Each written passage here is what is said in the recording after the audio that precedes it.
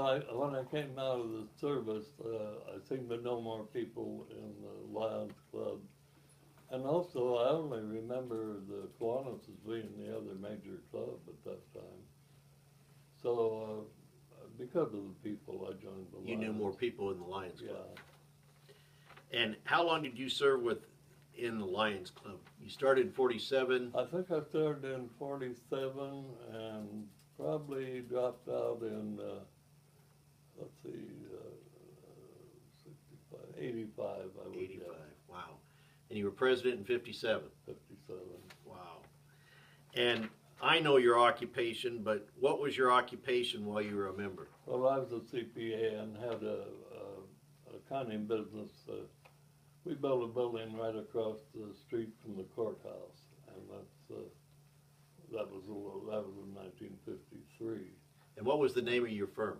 Well, it was my name for a while, and then later Bailey, Clark and Byers, and then later Byers, Newmeyer and Bradford. And, Now Friend and Reagan. yeah, Yep. I don't know the people now. Yeah, nice people.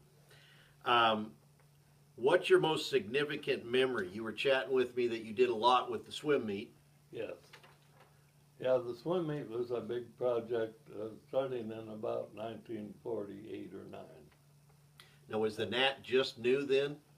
The net would have been built in 1939, I believe. Oh, wow, okay. So it was fairly new. It's fairly new. The reason that was so popular, it's a 50-meter pool. And most pools at that time around the state were 50-yard pools. So the records are all made in meters, you know. So we were a popular pool, and we attracted people from Santa Clara in California up to Kelowna in British Columbia. Because of the Came to 50-meter our length. meet. Well, it was what they call an Oregon Open, and we added the word invitational to it.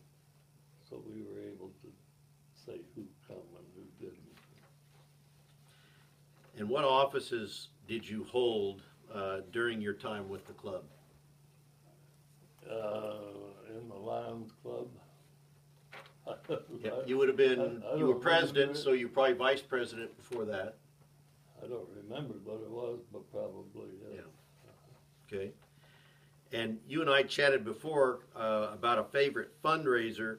You don't recall any major fundraisers, but an event more than likely would have been the swim meet? Yes, it would have been. And Ted Walker at that time was in the Elks Club on the committee that participated in funding some of these projects. And I think that Ted was responsible for $200 or $300 a year that we used in the swim meet. And back then, that would have been probably That's quite a bit. pretty big money. Yeah. Yeah, Well, yeah. What would you like to pass on to younger members of the club that haven't been around as long as you have? well, it's kind of hard to answer that, but making friends is, I think, the number one thing. Contacts? Without all. The other thing is just nice to, once a week like you meet now, exchange ideas with people. You know, you have all kinds of businesses there. It's not all for fun, but you know, it's just a good rounded firm. I was always real proud of the Lions. They did a lot of things, you know, but probably that I can't remember, but this one meet again, that was one of the major projects. Do you recall how many members you might have had back then, ballpark? I would have to guess, but I would think 60 or 70 maybe, something like that. Interesting. Is there anything else you'd want to put on the record for the Dalles Lions Club?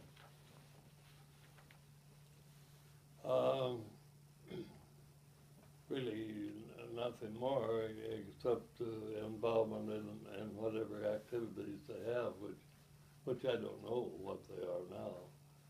But the broom sale was nice thing for it to do, easy to do.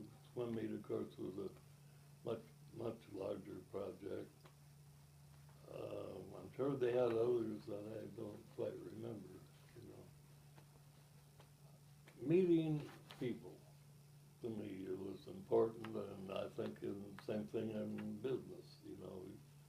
You have to get to know people if you want a very good, big clientele. And we were fortunate in having a pretty successful business, both when we were downtown in those early years, and then later when we were up across from the courthouse.